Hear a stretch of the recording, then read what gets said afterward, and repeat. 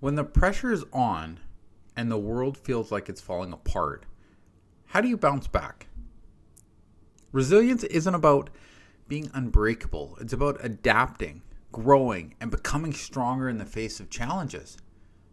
Now, for first responders, the ability to harness inner strength and lean on support systems can be the difference between surviving and thriving. Now, in this episode of Beyond the Badge, we're going to explore how to turn adversity into an opportunity for growth and resilience. So welcome. This podcast is dedicated to helping first responders like you overcome the mental and emotional challenges of the job and thrive both on and off duty. And today's episode, we're going to dive into the most crucial skills for first responders: resilience.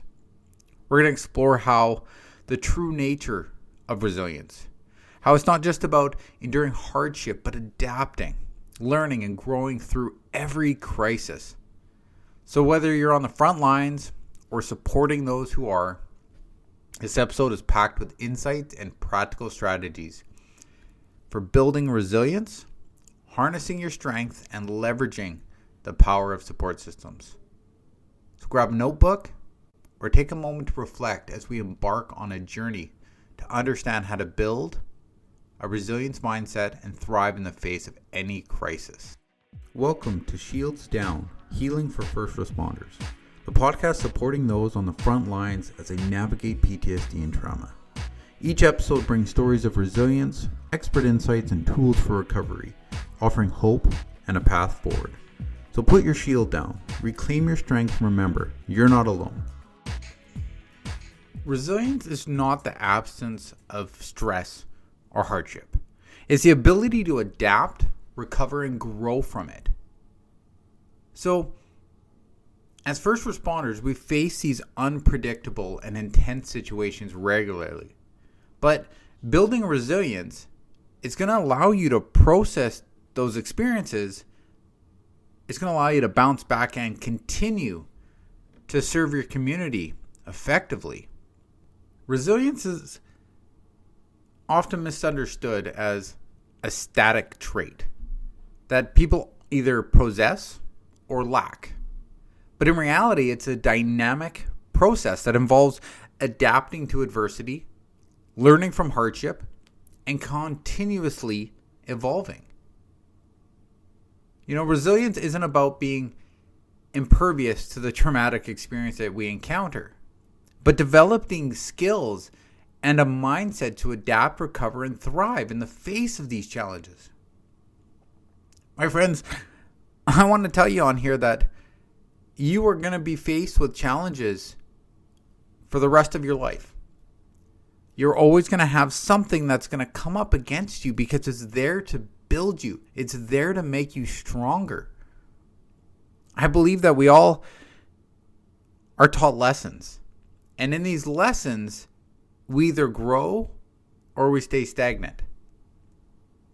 But as you build your resilience, as you begin to build into that stronger, higher you, each difficult situation is going to give you that opportunity for growth and learning. And it's going to show you that you have the capacity to handle these and other future crises that come.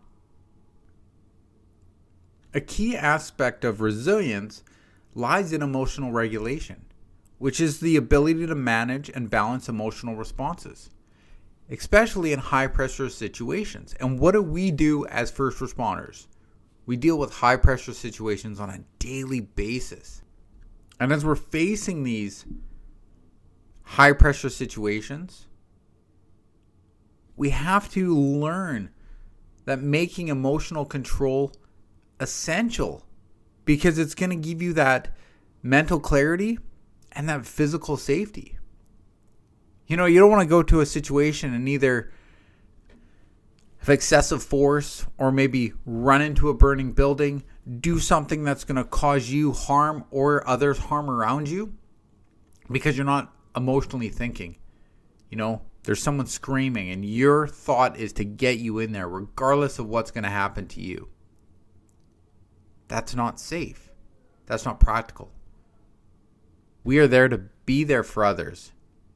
But you have to watch out for yourself first so that you can live another day to be there for others. But when you're emotionally stable and you're understanding what's going on and why you're feeling the way you are, this is what's going to help you to stay focused and effective during these critical moments. And it's going to help you to reinforce your overall resilience. But do we do this alone? No. Resilience doesn't develop in isolation. Social connections play that crucial role in how you're going to navigate and recover from this adversity. First responders, the camaraderie and mutual understanding that we have among our colleagues is invaluable. I know certain things that you go through in a shift. I know some of the ups and downs that you may have.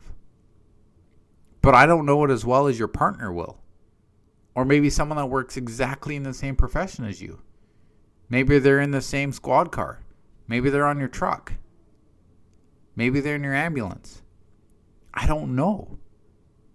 And this is why social support's so important. When you can talk to that person in your car or someone on your truck and say, look, I'm having a rough time right now. I don't know why I'm feeling like this. And the person will be like, you know what? Yeah, I felt like that too. But here's what I did to get over it. And then when you begin accessing the support, it's going to enable you to maintain your mental health because you'll be able to continue to serve in our demanding environments. But if we get stuck and we can't serve anymore, we feel like we lose a part of ourselves. And that's not what I want you to do, my friends. I want you to be ready to take on this career every single day, and so that you enjoy it again. Now, we all have individually unique strengths, and it can be harnessed during times of crisis, right? Things like quick decision making, problem solving, teamwork. But when you can begin to recognize and build on these strengths, it's going to then enhance your personal resilience, and it's going to contribute to a better handling of these future challenges. Now, these strengths, how are they built? Right? Ask yourself, how do I build my strength? Well, it's because you made it through a past experience. Right? When you go through a crisis situation, or you go through a situation in the past, and you make it through to the other side, which I believe most of you have, that's what builds your strength to get you ready for that next crisis. Right? But when you can recognize that you have this strength within you, man, now it's going to be able to use and leverage that more effectively. So by acknowledging your traits, you'll not only validate your abilities, but you'll also gain that confidence and your capacity to face future challenges. Right? I know from my past experiences and certain situations that I've been through in the past, I know that I can face certain challenges. Yeah, they might knock me down, but I know I will get up. And that's what matters, because it gives me that sense of control. And I know that most of the situations we go into, it's out of control.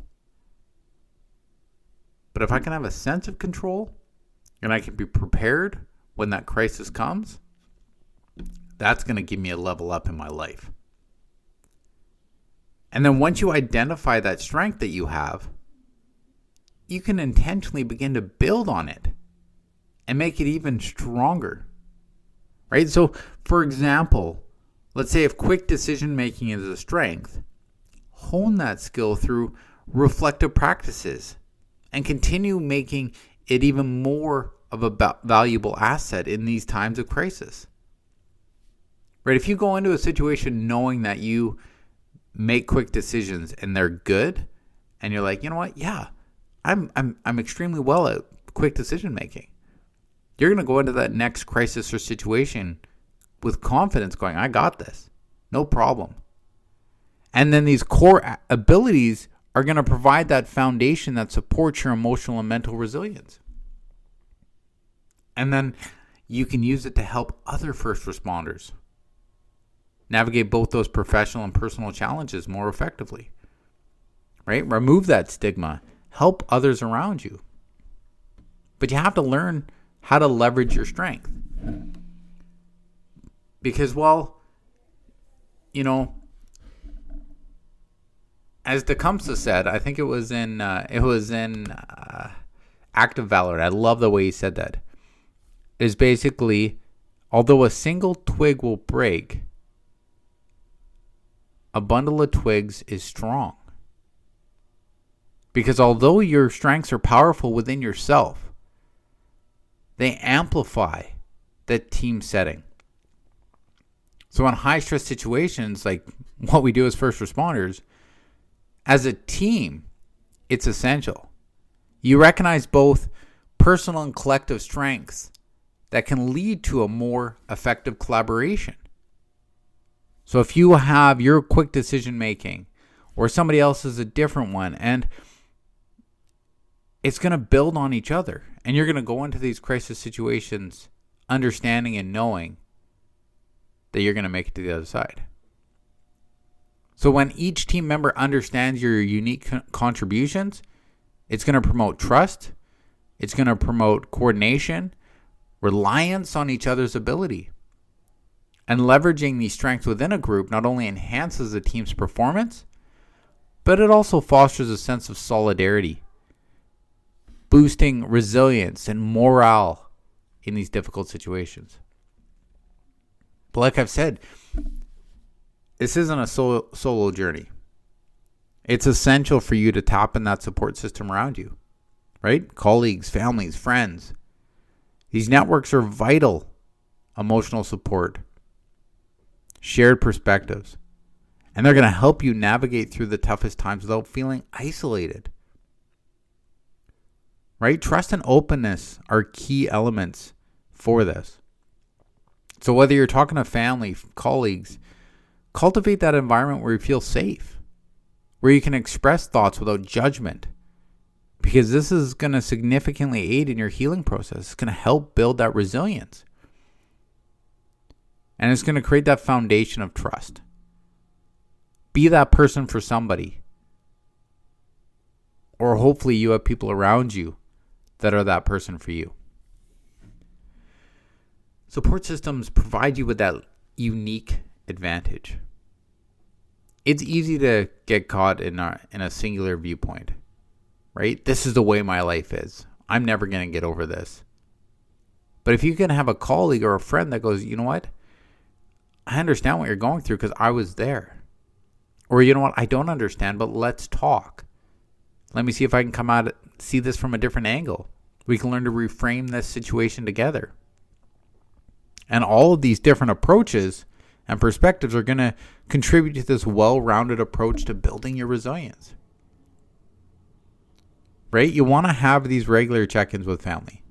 You want to have these friends, support people that you can ask and say, look, I need you to check in on me. I'm not doing so well this week, but if you can check in on me and just say, hey, how are you doing? And I'll honestly answer you. Right? Take the word fine out. Nobody is fine. Everyone's going through something. There's 3 situations that happen in life. You're either going through something, you just got out of something, or you're about to go through something. Those are the times that life is about. And it's not there to break you. It's there to harness your strength and to build you.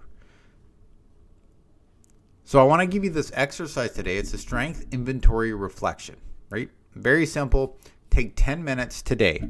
Okay, do this really quick and write down 3 strengths that you naturally rely on during a crisis situation. Write how you can further develop these strengths, and then think of one area you'd really like to improve on. Create that action plan for how you can work on building resilience in that area, whether it's through training, seeking mentorships, or practicing new coping strategies during non-crisis situations. Right? Find what works for you. But again, journal it, write it down, and work on it. So as I wrap up today's episode, remember that resilience is not about being invincible. It's about being adaptable, learning from adversity, which we all face, and continue to grow through every challenge.